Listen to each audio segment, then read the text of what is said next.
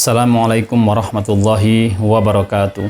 Alhamdulillahirabbil alamin wassalatu wassalamu ala asyrafil anbiya'i wal mursalin sayyidina wa maulana Muhammadin wa ala alihi wa ashabihi ajma'in.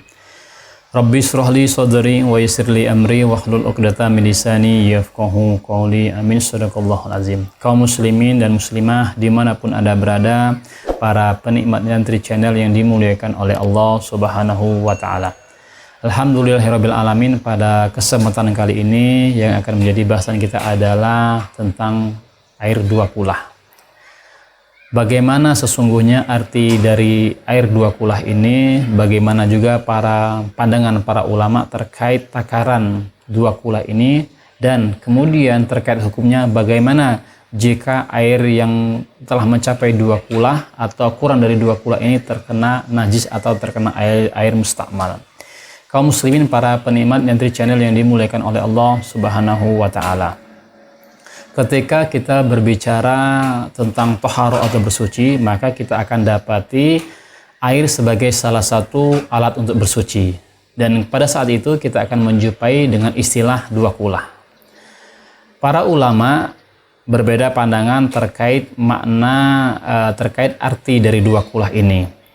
Karena itu mereka berlandaskan dari berbagai macam banyak hadis yang menerangkan Rasulullah Shallallahu Alaihi Wasallam berkaitan tentang dua kulah ini. Salah satu diantaranya adalah hadis Rasulullah Shallallahu Alaihi Wasallam, "Idza balaghal ma kullataini fa innahu la yanjus wa fi lafzin la yahmil khabasa." Ketika air telah mencapai atau volume airnya mencapai dua kulah, maka sesungguhnya air tersebut tidak najis atau air tersebut tidak membawa kotoran. Sehingga para ulama memberikan tafsiran-tafsiran yang berbeda satu sama lain. Sebagaimana dalam kitab Fathul Qorib ini ketika menjelaskan atau menerangkan makna dua kulah ini, wal kullatani khamsumi'ati ritl bil Baghdad, yaitu dua kulah itu setara dengan 500 ritl ukuran Baghdad, negara Baghdad. Akan tetapi pada prakteknya kalau kita baca-baca lagi bahwasanya antara Baghdad, kemudian Mesir dan negara-negara yang lainnya seperti diantaranya Syria, maka tidak ditemukan takaran yang sama. Sehingga dari sini mereka memunculkan pandangan-pandangan yang berbeda pula terkait tentang dua kulah ini. Ada yang berpendapat bahwa dua kulah ini setara dengan 321 liter. Ada juga yang berpendapat 270 liter sebagaimana diungkapkan oleh Wahbah Zuhaili. Kemudian ada juga yang berpendapat 216 liter. Kemudian hingga sampai ada juga yang berpendapat 192, sekian liter. Nah, akan tetapi dari kalangan Syafi'iyah paling banyak atau mayoritasnya mereka mengatakan dua kulah ini setara dengan 216 liter.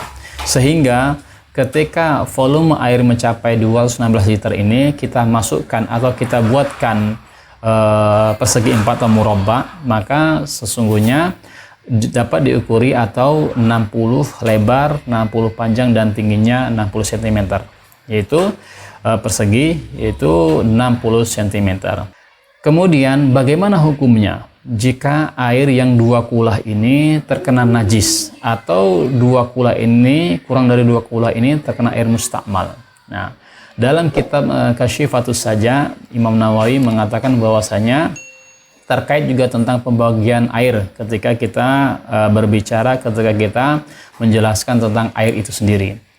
Dalam kitabnya tersebut disebutkan air itu terbagi menjadi dua macam. Al-ma'u qalilun wa katsir. Al-ma'ul qalil ma duna kullataini wal katsir kullataini fa aktsar. Air itu terbagi menjadi dua macam, yaitu air banyak dan sedikit.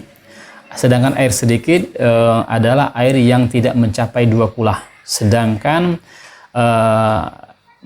air yang banyak itu ketika mencapai dua kulah atau lebih. Nah, al-qalilu atau air yang sedikit yatanajjasu biwuqu'in najasa fihi wa illam yataghayyar.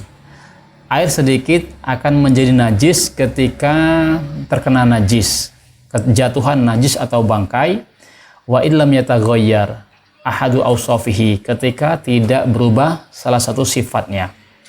Air yang sedikit, air yang tidak mencapai 2 kula ini ketika kejatuhan bangkai, kejatuhan najis, walaupun airnya jernih tapi statusnya adalah najis.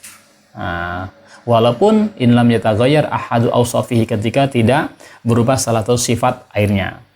Akan tetapi berbeda jika al-ma wal ma'ul kasir la yatanajasu idza taghayyara ta'muhu wal ma'ul kasir, ya. Air yang banyak ini tidak menjadi najis ketika terkena air mustakmal atau air najis, selama air tersebut tidak berubah. Selama air tersebut tidak berubah rasanya atau sifat airnya, rasanya, baunya, dan warnanya.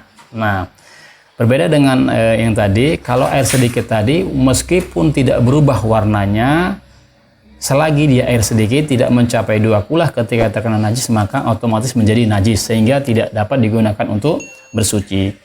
Ketika air itu banyak, lebih dari 2 kulah atau 2 kulah atau lebih, maka ketika terkena najis maka akan tetap sah digunakan selama tidak berubah salah satu sifatnya. Wallahu a'lam bishawab, wallahul muwaffiq ila aqwamit thoriq. Wassalamualaikum warahmatullahi wabarakatuh.